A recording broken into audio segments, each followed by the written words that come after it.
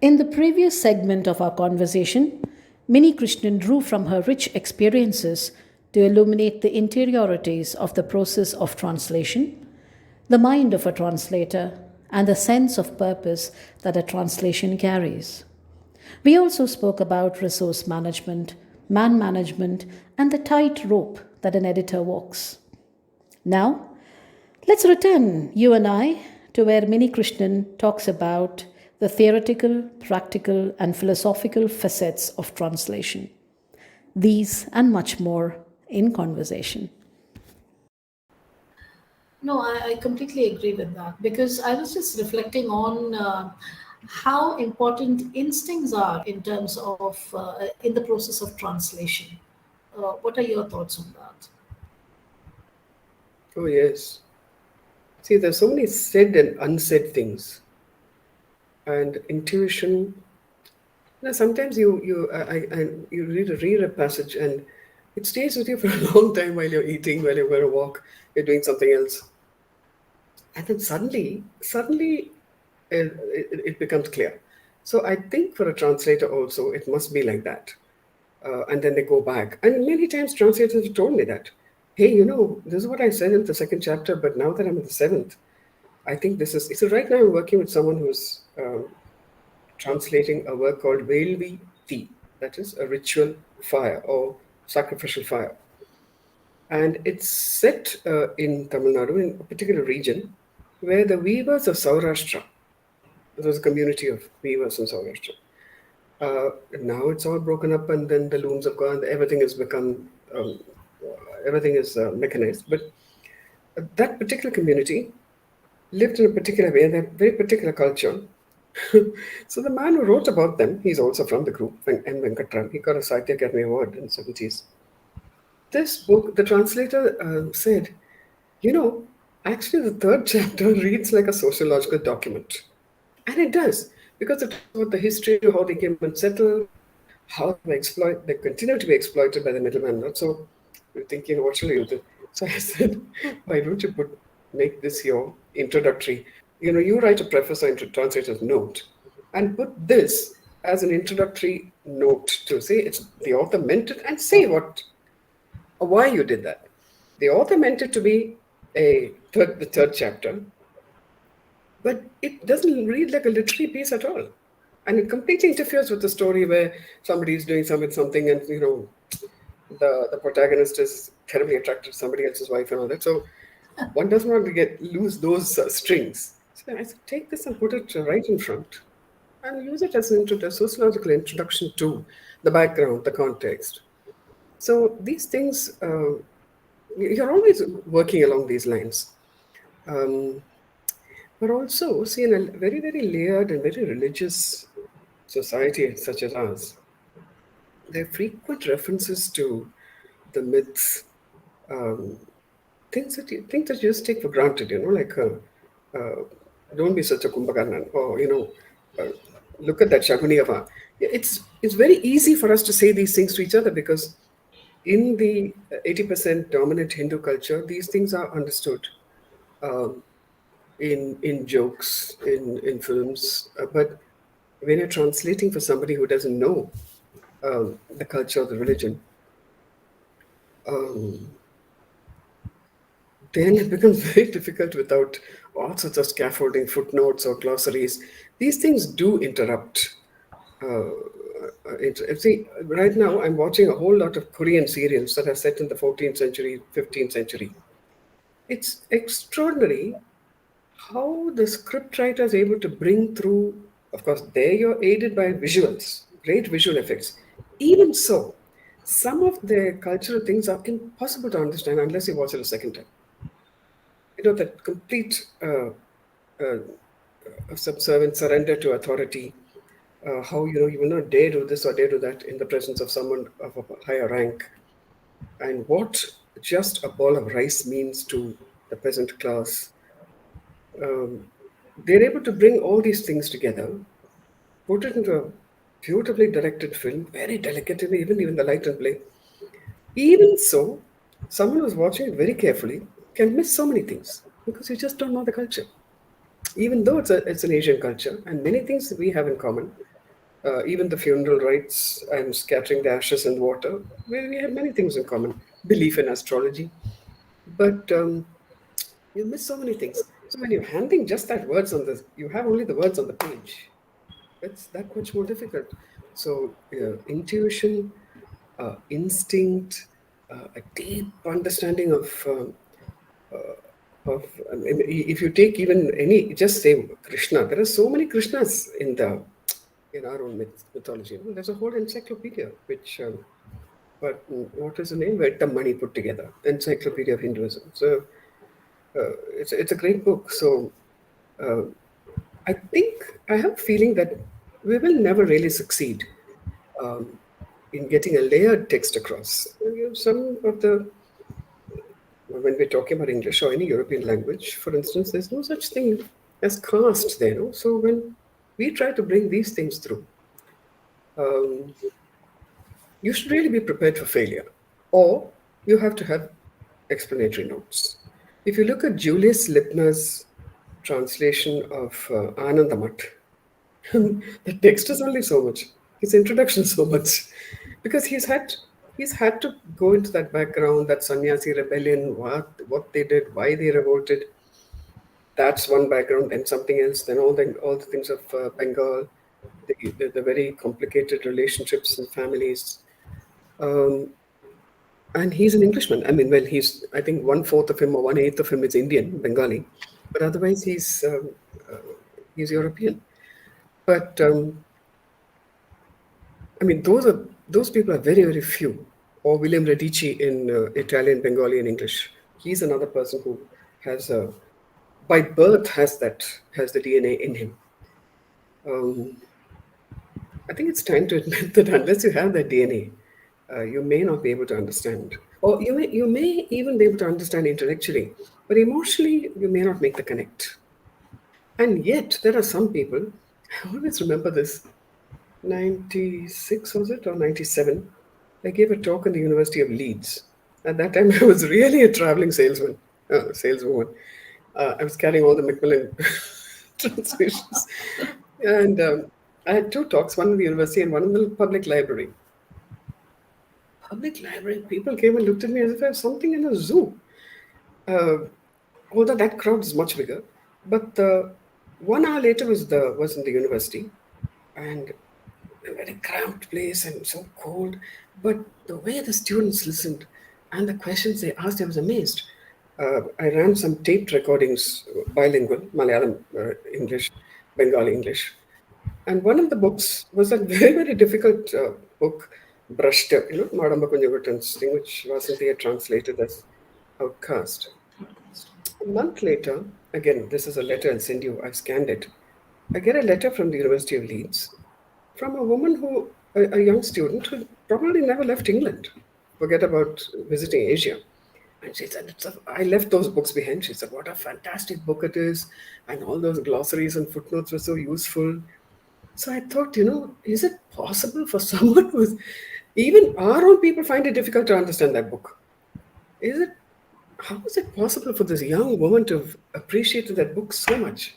Where even that tamburan and tamburati, the sarcastic use of the word tamburan for that, for those, the royal family, the women of the royal family who pick up and discard Nambudri husbands, well, lovers really, partners, not husbands.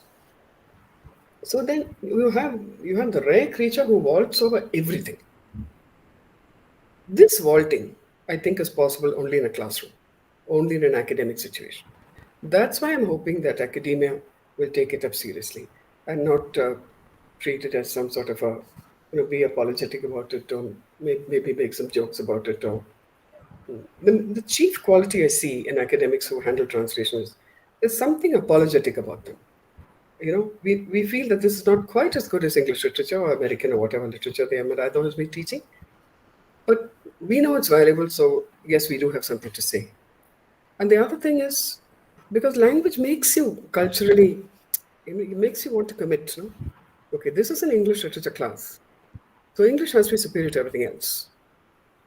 And if the teacher feels that way deep down, what about the students? They'll pick it up too, won't they?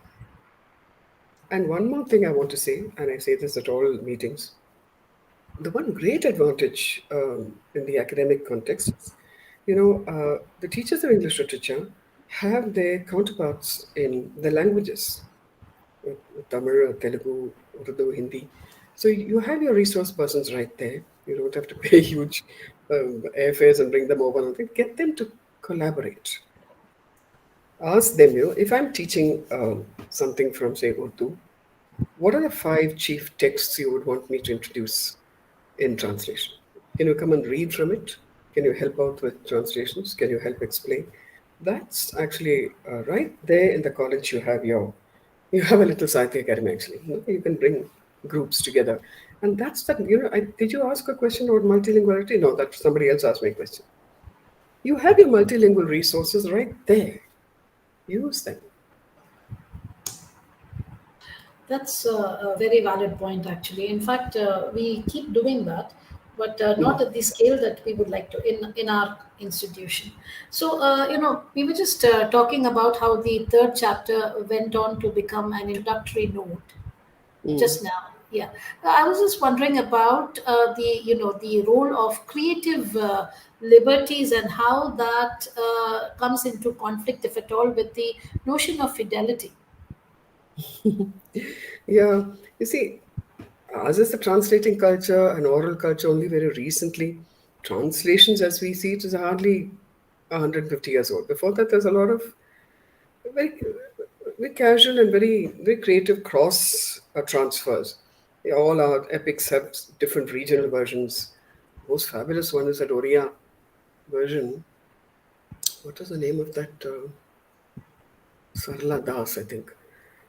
There's a fabulous instance. I don't think it's in any other Mahabharata where the Pandavas go into the forest and they pluck that fruit. Correct me if I'm wrong. It was Ashish Nandi who spoke about this in a meeting in Pondicherry. And the spirit of the forest or the tree says, "How dare you pluck this fruit without my permission?" So the Pandavas ask, what would you, what will make up for this? How can we make reparations? So he says, let the fruit lie on the ground. Each of you speak your innermost desire, your most secret desire. And every time, if it's the truth, the fruit will rise up. Yes. You know the story? I know a version of the story. Okay, and then each one says, Arjuna says, I want to kill Karna, and someone says something. And Draupadi said, what did Draupadi say? I always wanted to be the wife of the Pandavas, something. And that fruit is going up and up, and Draupadi says this, it falls to the ground. And I think Krishna is with them, and he says, you better speak the truth, or we won't get past this tree. And she says, my deepest desire is to sleep with Karna. Now, like this, there's a whole lot of stuff in all of our, that in Kannada also, there's so many very interesting versions of the Ramayana. Uh, even the translation of Shakespeare, how Romeo and Juliet doesn't end in a tragedy, but Lord Vishnu comes to the stage and brings them back to life and all that. That was done on the appeal of the audience. The audience went to the translator's house and said, "How can you end the play like this? Please rewrite the ending." This was 1910. Anyway, so ours has been a very casual. Whereas from the West has come this rigid thing of fidelity and faith.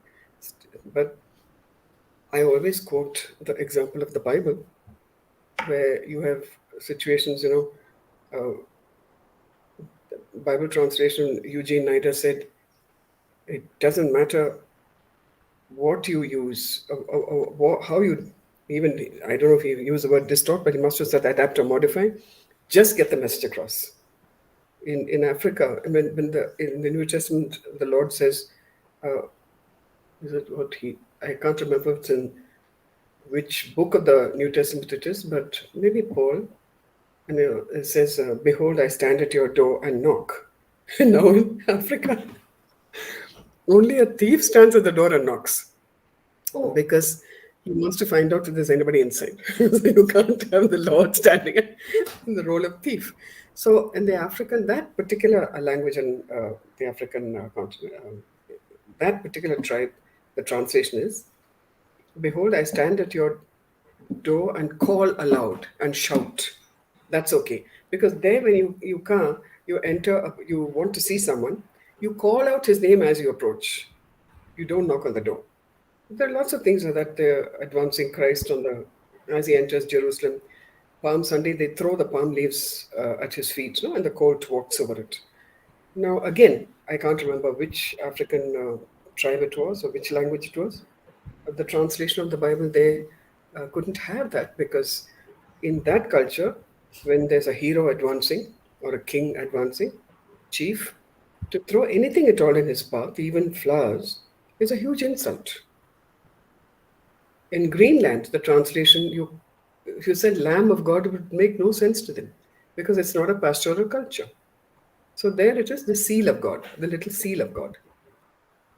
So what fidelity are we talking about? I mean, this is the most translated text in the world. Perhaps the greatest success also because it's gone everywhere. It's transformed people's lives. Whole civilizations built on it. So I'm very ambivalent about this. At the same time, when it comes down, when it's a religious text, people have died for it. People have been tortured, thrown into prisons. Uh, you know, Wycliffe, you know what a terrible end he had. Tyndale also. So I think, uh, and I mean, you're recording this in order to honor Saint Jerome. Jerome himself said it's you should translate sense for sense and not word for word. At that time, who was the bishop? He wrote a letter warning him, don't change any word in your reading when you preach, because the audience has got used to a particular, the way the passages are presented. But he says no. In the book of Job, there's something which is wrong in the current versions, and I'm going to use a different. I think it's Augustus a Hippo, I think it was. And he goes against his mentor's advice, and he says what he wants to say. That's the way he translates.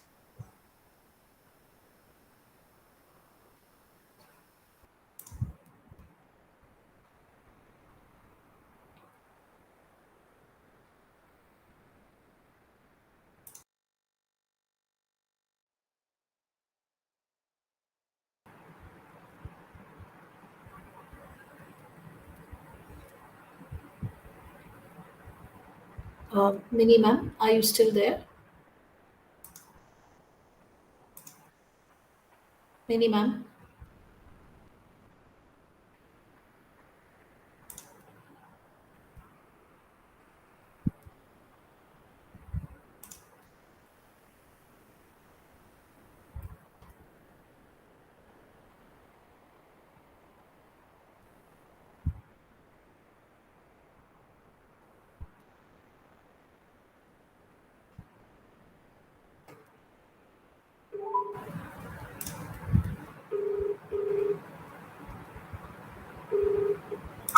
Please. Right. So, to the question about fidelity and using different methods of getting the plan across, the text across, I have to quote Bilal here and say that he came up with that wonderful word transcreation. Transcreation. So I think really that's the safest wall to sit on. When you translate, you really have to create afresh, and you're also transferring. So transcreation is safe to say. What I would be worried about, you see, if you let me quote Urvashi Bhutale here. Urvashi, when we were working on this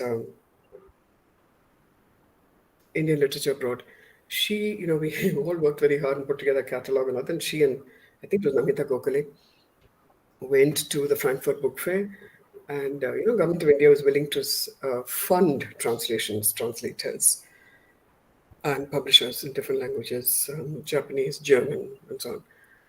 And there was a Japanese publisher who was very interested in our books, and she had looked at the synopses and all the things, and these two made a big pitch. Was a very persuasive women. And this Japanese publisher said to Rishi, I don't think we can handle more a book which has more than 5 names in it, 5 characters. So Rishi said bitterly, there may be only 5 people in your life, but our lives are not like that. So the thing is, if it's a story which has just 4 or 5 people, maybe it is actually quite likely that it will travel faster and further than a novel which has, say, 10 or 12 characters, and also at different social levels. The head of the household is highly educated. There may be a son who's a musician or somebody else. And then the working class people also enter, and it's a village situation. So there you have the village headman who speaks the same language as the peasant, but who is in a social, a higher economic strata. So all of them, the way they behave, their language, and then there are these unsaid things, or sounds like, in Malayalam we have this thing of making as if how do you translate things like that? And yet it's an important sound in that text. Or I remember, and I can't remember that book, but this the head of the household is very angry and expecting a certain response from someone, but the underling comes and says, it's not going to happen. And he says, eh? No, this in Malayalam goes through so beautifully, the Yes. outrage and the how dare you and how dare he or whatever. But how do you push it through in English? That force will be missing. So it's not just words. The unsaid things, uh, uh, the where a person stands even, or why a person doesn't enter a room or speaks from behind a door. And the more as time goes by, the later generations even lose an understanding of why it was so. Why women couldn't go out. You have these. That's why biography and autobiography is so important. There's this marvelous collection put together by. The book will come out through Yoda soon. It's a whole lot of excerpts of autobiographies by Oriya women. Just 100 years ago, how oppressive it was. They had to hide. There was only an uncle in the house who wanted them to study, so these girls used to hide as soon as it became sunset and run to a master's house, and they would that man would quickly teach them something, and they would run back before people knew they had. And this is a rich household, an upper class. So you can imagine the situation of the poorer classes where there was this great yearning to learn and study and be literate, but it was not possible. These things are almost unthinkable to today's readers. They can't even imagine such hardship, such deprivation. Though we have a huge population of illiterates, though we have that population, and they will understand, but they can't read. So those who can read, those who can write, those who can translate, have to do this on their behalf as well. See, in a country like ours, which has such a sophisticated history and sophisticated poetics, there's also this running sore, I would say, the truth that there's a vast population. In fact, I think India has this study was done about 10 years ago, no, 15 years ago. We have 1/3 of Asia's illiterates.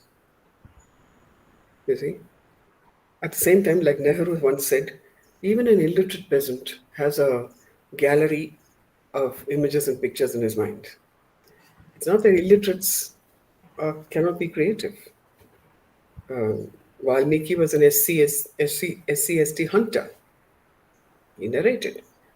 That's why our oral culture is so important. When so many of these Dalit texts, the little poems and all that, when we're trying to translate, it just falls to ashes. You just can't bring it through. So, I mean, in spite of all the intuition, the language just doesn't have it. But I think the last 6 or 7 years, our translators have been very, very skillful in bringing in the Indian words themselves, you matting it in with English to give the sense. Some explanations, some left slightly unexplained because the context makes it clear. So there are different strategies people are using, and I think uh, the more well-read a translator is, the more nimble and the more robust the vocabulary, the word bank would be to try and overcome. Um, I was wondering about your foray into translation. What prompted that? I mean, and then your the way that your vision has shaped up. Looking at the projects you have taken up, the Ponniyin Selvan, the Oxford novella, Malayalam anthology, now the textbook project. You know, Yeah, what actually, I prompted don't you? have a vision at all. Um, I'm a blunderbuss. I'm lucky. I was lucky because I found a woman whose trust was willing to fund the Macmillan translation. Otherwise, it would never have happened. Because, see, I'm a frustrated reader because, as I said, I lost my language. I found it again 16 years later when my mother forced me to learn Malayalam after school. We had 6 months, so I learned Malayalam at that time. Didn't take much of an interest. But when I went to college and there was this terrific, and we had a very tough syllabus. We were a BA honors. As usual, the education people in charge of these think tanks experimenting with. So you had the BA plain, the BA ordinary or something, and then the BA honors where we were just 16 students in this class and everybody looked up to us and we looked down at everyone else. And we had a very tough course in literature. And it was, exactly the right time emotionally. You're 16, 17, and, you think you can conquer the world and you can read everything and understand everything. And all these terrific texts came to us. We had very good teachers. And that time, I would, at that age, you can memorize anything very quickly. There was a time when anything in iambic pentameter, I could just memorize it like that. And I would be reciting this poetry. My father was very happy with me. My mother would say, wait a minute, there's something very similar in Malayalam, but it's actually better in Malayalam. So I used to wonder about that. Then my mother said, don't take sociology and logic and all that as your subsidiary. Take Hindi literature. You know a little bit of Malayalam. You, of course, won't read it, however much I tell you. At least learn it. You have a good grounding in Hindi in school. Take Hindi literature. So, medieval Hindi literature I took as my subsidiary. And that, again, all that terrific epic poetry and all that. I had a dim notion that there's something I'm missing here. And I began to feel uneasy. But, when you're 19 or 20, you're also got so many other things. The world is full of stimulus. When I went to Delhi to study, and there again, I thought, what are all this Milton and Nair why aren't we looking more at something different? What about our culture? Why isn't our culture in the classroom? We had Vinod Sena, who was desperately trying to get a group together for Indian literature and English. I sat through one or two of those classes, and it was Anita Desai, Raja Rao, somehow unsatisfactory. Then, because my father was a journalist and he had journalist friends in Delhi, I used to visit their offices and sit in their libraries and see all these badly produced books, translated titles, and nobody even wanted to review them. I used to enjoy reading them, and I used to wonder, why am I enjoying this so much? It's not even well done. It's not well produced. It's not well translated. The language is poor, but there's something there which is very attractive. Anyway, I forgot all about that. Came to Madras, got married after my MA. Then I started doing some book reviews for some newspapers and all that. And I got this chance to join Macmillan because Ritu Menon, who was my friend, said, "What are you doing sitting around at home like this? At least half day go and work in Macmillan." The very first day in Macmillan, KM George came and gave me 4,000 pages of a thing called Comparative Indian Literature. It was a survey of all the genres, of all the officially recognized languages. So those days, no computers, no email, nothing. Everything was by hand, everything was by post. So sitting and editing all those drafts and rewriting the synopsis and all that, terrific stories, modern, ancient poetry, modern poetry, fiction, this, that.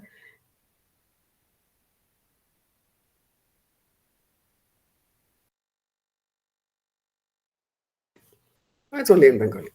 I got very frustrated. I thought, here I am in this giant publishing house, and what am I doing with doing this stuff? And the actual text for Indian students is all anthologies of prose and poetry. Again, everything is in English. You have to fight to bring one R.K. Narayan in or Tagore. Tagore, of course, was slipped in easily because by then he was a literary star. But no modern writer at all. At the same time, Orient Longman brought out the Sangam series. V. Abdullah and I think Premila. And then who was it? I think Sujit Mukherjee. Some of these translations, and I thought that was fantastic. So I kept asking Macmillan, why don't we do something in translation? They said no. There's absolutely no money in it. Many years later, and then these huge volumes came out. So I thought there is this big gap between you're willing to write about literature, but you're willing to publish something about Indian literature, but not Indian literature. So then I started campaigning. 6, 7 years later, I got some money, 50 lakhs. My friend gave it to me, their trust. So I said, this design of 5 books from 11 languages, only modern, only post independence. That's why I started just blundering around it. I didn't really have a proper mentor. So like that, I started, and then when that series came out, it was completely funded. Macmillan didn't have to spend any money. In fact, they made money. Um, and at that time, I got a lot of advice from a lot of people. So that helped to broaden my view of things. But it's been a very, very slow process. That was 1992. And what is it today? So, and then Oxford, of course, was more sophisticated and a more there we had reviewers. The managing director said, don't look at only post independence. I can't say I had any vision in particular. Ponniyin Selvan was done because the Kalki centenary was coming up. And you see, there are 2 or 3 ways a translation list builds up. It's not only the editor or the publisher. Translators will come to you and say, this is a book you should do. Authors will call you up. Literary critics will call you up. Um, or you might read an article somewhere which says, yes, this project is good, but this they should also consider. That's how the Dalit list came up. Somebody told me, that I read a review about a very unusual book. Why don't you look at it? And I read the review, and it was by a very famous writer, Ashoka Mitran. So I rang up Ashoka Mitran. He said, this is Bhamaskarika, and he said, I don't know what to call it, but it's very, very new writing, very unusual. Since you're doing a translation project, get some advice from people and find out about this book. Just finding a copy took me 3 years. Finding a translator took another 3 years. I can't say I had a vision at all. It was just following some leads and it's something like that. But the Oxford novellas, not vision. Again, it was a suggestion by a salesman when I did 5 novellas by 5 women writers in 2007. At that time, the salesman looked at the book and said, Madam, why did you put it all together? If you had split it up, we could have had a new series. And it would have been good to get them into translation courses into universities. That's how that idea came up. 5 years later, I couldn't convince Oxford about it. When the management changed, I asked the new publishing director, will you consider something like this? Because one of our top salesmen suggested it 5 years ago. He said, yeah, it's a great idea, follow it up. So then I made up my lists and all that, and those books came out.